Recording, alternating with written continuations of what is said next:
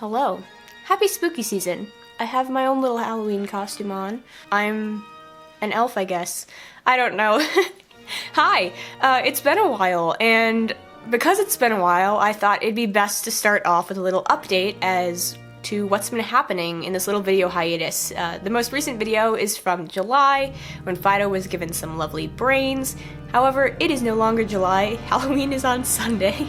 So, what's been going on? The answer is not a lot, because unfortunately, the power that comes with being a researcher at a research university means that everyone else is trying to do research at a research university, so there's not a lot of space.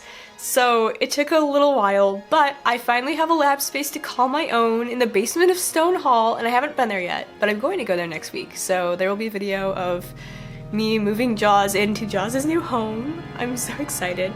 And then another big thing that happened during the hiatus was I have a lab partner now.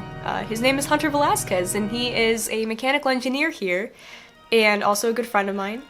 And I thought it was very important to bring another student who's actually in the College of Engineering onto my project, because while I've been able to take a lot of engineering-related courses, I still have not taken any design classes, anything on how to use CAD software, things like that would be very helpful in bringing Jaws to its final form.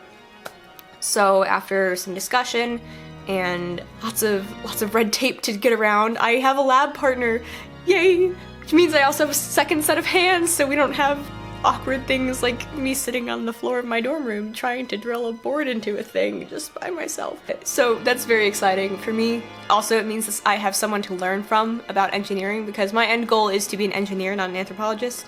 I'm just happy that it has an application in another field of interest for me. Yeah, I have a lab space, I have a lab partner, and we also have a redesign for Jaws. So since the last video, Jaws has undergone a little bit of redesign because Jaws resembled Arnold a bit too closely. In other words, Arnold was designed to mimic the motion of a stone tool. When you have something and you have a stone tool going into it, it's a swinging motion, bringing a lot of force down to stop.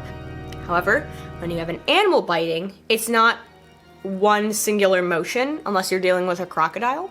Animals like wolves, which is what I'm analyzing, tend to gnaw. So in other words, they will bite down and continue to bite and apply that force, which is something that Arnold, and therefore the original iteration of Jaws, was not necessarily designed to do. So instead, there will be some redesign, which is still being finalized, as I still have a couple questions for people who know a bit more about engineering and tension force.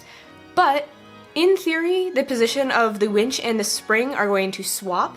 So that way, the spring is holding the jaw out of the way when it's not actively chomping, and the winch is the primary force pulling the top jaw of the skull down and continuing to apply that force. I think this will be a lot more similar to actual animal bite motion, so that's something to look forward to.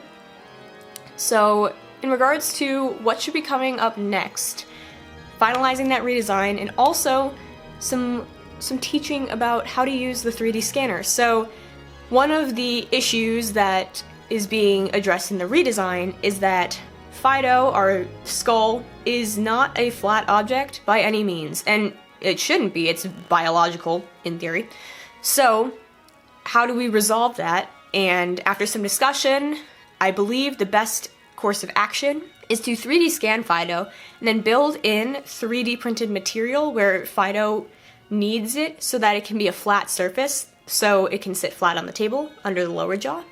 And also the upper jaw will have something to thread things through that won't compromise the integrity of the skull.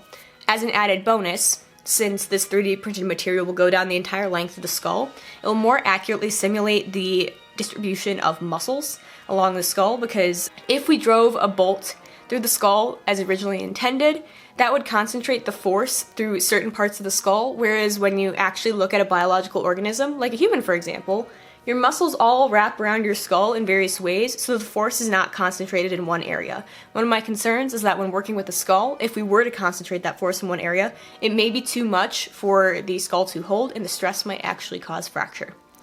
So, hopefully that problem will be resolved by redistributing it along the entire length of the skull. Is it perfect? No. but I think it's a lot better, and the point of a project like this is that it just continues to improve.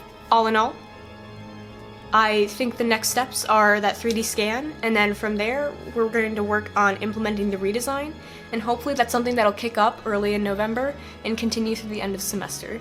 My very, very ambitious hope is that JAWS will exist in some sort of final built form by the new year. Not the new academic year, the new, like, calendar year. Is it ambitious? Yes, and it involves a lot of coordinating of schedules, which is turning out to be the most difficult part. But I think it's manageable. If things go the way that we want them to, I think it can happen. So yeah, there's a lot of exciting stuff to look forward to, and I just thought I would get everyone hyped up, you know, all the people that watch these videos, but get everyone hyped up for what's coming in the future. So thanks for sticking around, and I hope that things will get real productive real soon. Happy Halloween!